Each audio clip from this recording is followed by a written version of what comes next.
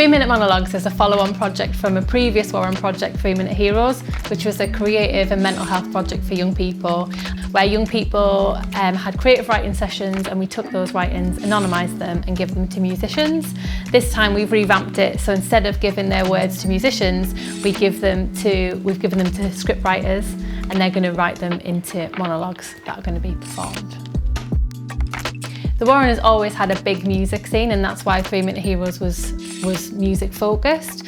And when I started working at the Warren, and my background is theatre, I started noticing that young people are really interested in theatre, but they have never been exposed to it before. They might be nervous about going, they might feel that theatres aren't for them, they might have just never thought to go or don't have the money to go, but there was a definite need and want to see theatre, so that's why we decided to give these writings to middle child.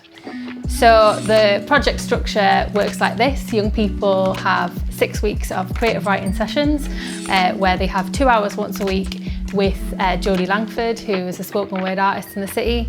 They do different writing prompts, short things, quizzes, and everything that they're written is written into notebooks that then Jodie would anonymise and type them all up and then pass them over to middle child, who've given them to script writers in the area. They've been able to access all of the material that was given to them, and they've picked out blocks of text or themes, characters, sentences, and pushed them all together to make a monologue. So my involvement with 3 Minute Monologues, I was the creative writing coordinator, creating all different kinds of prompts and ways of breaking down barriers between the young people and getting them to interact with each other. I think the icebreaker games were a good way to open up everyone and giving everyone a chance to speak at the start of the session. We then moved on to free writing in stream of consciousness.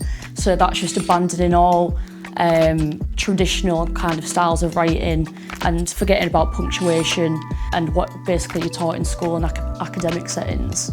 And so that meant people felt like they were trying to hit a target. And yeah, with stream of consciousness, I believe it makes them think that they're not being assessed, that their work isn't being judged by anyone, that it's just a form of expression where they can let out what's in their head. It's a wonderful project for opening up discussion because it's a level playing field for staff and young people. We're all being open and vulnerable and sharing, and it feels like a little family. When you've gone for a few weeks, it's a really close feeling, which offers safety for young people to express what they want to. And you can see that happening week by week.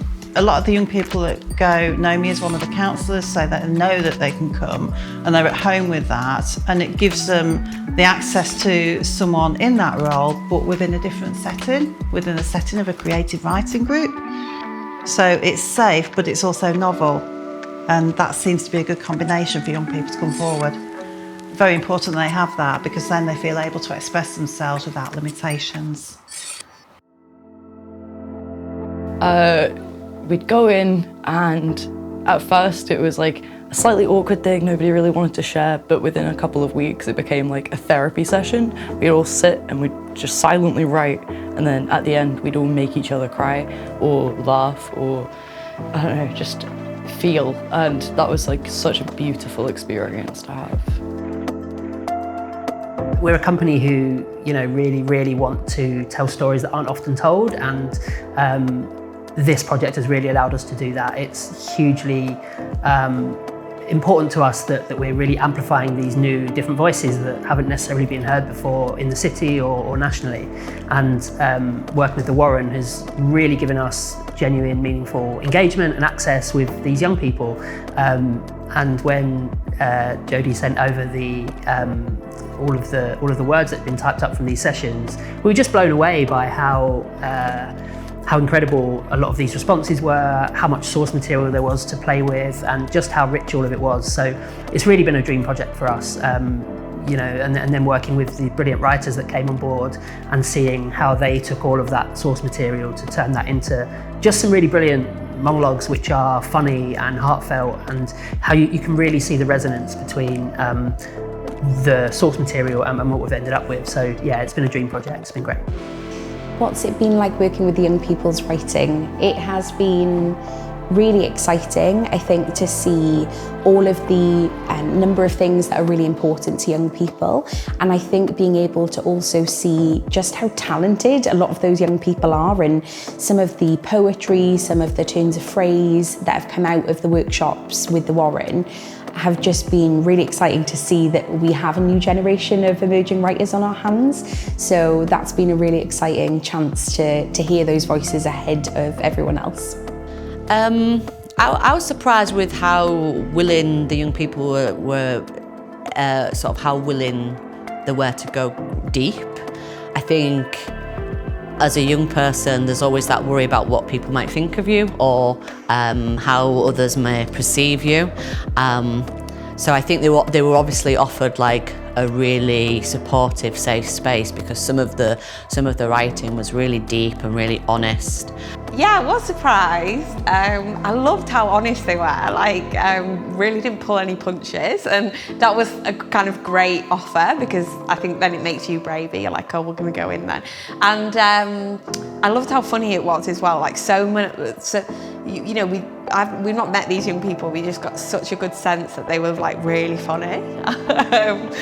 So yeah, well, so my piece is called A List of All the People More Than Me, and that was because a lot of the young people's writing, they'd like listed all people or things that they felt were like wrong with the world, and they were very funny about it. So I wanted to make space for that to like really be in there. I suppose there are some, you know, like more serious themes about loneliness or self-worth and self-value, but also kind of like real resistance to that and a punch back at that. And I wanted to like make sure that some of that anger and that humour and that resistance was in there as well.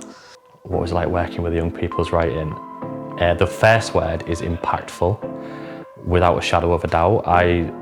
The words followed me around as I went places, I was doing my shopping, they were still coming back to me. It was everything on a spectrum, from funny, hilarious, bizarre to the most impactful, hard-hitting stuff I've probably ever read.